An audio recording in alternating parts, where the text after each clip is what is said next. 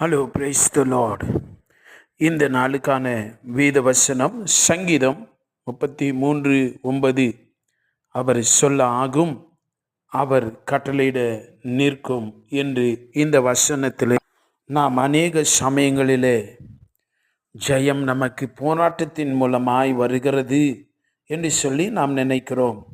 ஆனால் ஜெயம் நாம் போராடி பெற வேண்டியது ஒன்று அல்ல. அது வேறு ஒரு இடத்திலே அது வருகிறது. அது வல்லமையானது என்பதை நாம் தெரிந்து கொள்ள வேண்டும். பரலோகம் அந்த ஜெயத்தை நமக்கு எவ்விதமாய் கொடுக்கிறது என்று நாம் இந்த வசனத்திலே கவனிக்கலாம். விசுவாசம் நாம் அறிக்கை செய்கிற பொழுது வெளிப்படுகிறதா இருக்கிறது. Faith is released through your confession. நாம் அறிக்கை செய்கிற பொழுது அந்த தேவனுடைய வல்லமை நாம் அறிக்கை செய்கிறதிலே அது வெளிப்படுகிறதா இருக்கிறது. அந்த அறிக்கை தேவன் நமக்கு வைத்திருக்கிற ஜெயத்தை அது காணும்படி அது செய்கிறதா இருக்கிறது.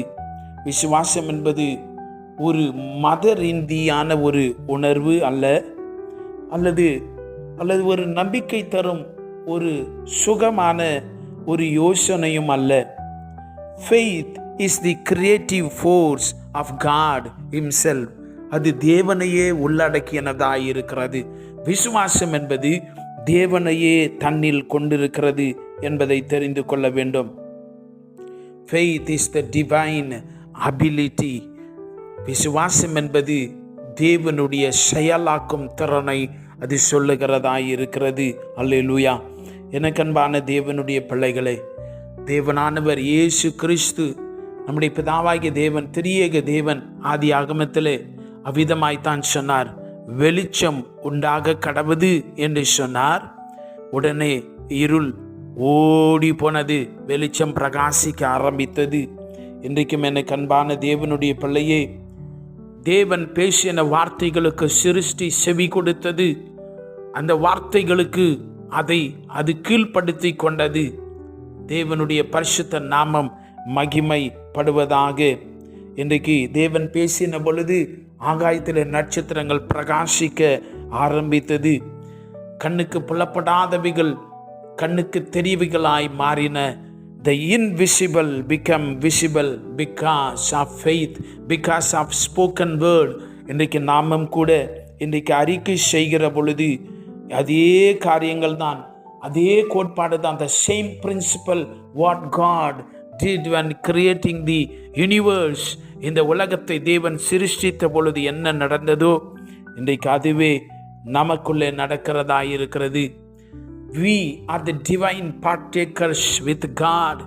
நாம் தேவனுடைய திவ்ய சுவாபத்தை கொண்டவர்களாய் நாம் இருக்கிறோம். இன்றைக்கு நாம் தேவனுடைய வார்த்தைகளை பேசுகிற பொழுது அதே காரியங்கள் நடக்கிறது. We have the ability of God in our spirit. நம்முடைய ஆவிலே தேவனுடைய அந்த செயல்படுத்தும் வல்லமை நமக்குள்ளே இருக்கிறது. இன்றைக்கு நமக்கு விரோதமாக இருக்கிற மலைகளை பார்த்து, பிரச்சனைகளை பார்த்து, வியாதிகளை பார்த்து, போராட்டங்களை பார்த்து, குறைகளை பார்த்து நாம் பேசுகிற பொழுது it obeys, it has to obey. ஹல்லேலூயா. இன்றைக்கு உங்களுடைய குறைவுகள், உங்களுடைய போராட்டங்கள், மலை போல் இருக்கிற பிரச்சனைகளை பார்த்து பேசுங்கள். அது உங்களுக்கு செவி கொடுக்கும். Because when you confess, when you speak the word of God, the same ability of God moves in that word. அதே வார்த்தை செயல்படுகிறது. கவலைப்படாதுங்க. தைரியமாய் மலைகளை பார்த்து பேசுங்க. போராட்டங்களை எதிர்த்து நெல்லுங்கள். உங்களுடைய வாழ்க்கையின் போராட்டங்களோடு போராடாத இருங்கள். வாய்களை திறந்து விசுவாச வார்த்தைகளை கட்டவிழ்த்து பேசுங்கள். நீங்கள் ஜெயிப்பீர்கள். உங்களுக்குள்ளே தேவனுடைய அந்த வல்லமை உங்களுக்குள்ளே இருக்கிறது. ஆமென். நாம் ஜெபிக்கலாமா? பரலோகத்தின் பிதாவே, எங்களுக்குள்ளே உம்முடைய சாயலை, திவ்ய சாயலை வைத்திருக்கிறீர். அதற்காய் ஸ்தோத்திரம். இன்றைக்கு நாங்களும் ரேகமா வார்த்தைகளை பேசுகிற பொழுது அற்புதங்களும் விடுதலைகளும் நடக்கிறதுக்காய் ஸ்தோத்திரம். இன்றைக்கும் தங்களுடைய பிள்ளைகள் ஆண்டவரே தங்களுடைய வாழ்விலை சந்திக்கிற எல்லா விதமான மலை போன்ற பிரச்சனைகள், நெருக்கடிகள், இயேசுவின் வார்த்தைகளை பேசுகிற பொழுது அவைகள் செவி கொடுக்க போகிறதுக்காய் நன்றி. அற்புதங்களும் அடையாளங்களும் விடுதலைகளும் இவருடைய வாழ்க்கையிலே காணப்போகிறதுக்காய் ஸ்தோத்திரம். இயேசு கிறிஸ்துவின் வல்லமை வெளிப்படுகிறதுக்காய் நன்றி. இயேசுவின் நாமத்தில் செபிக்கிறோம் பிதாவே, ஆமென். God bless you.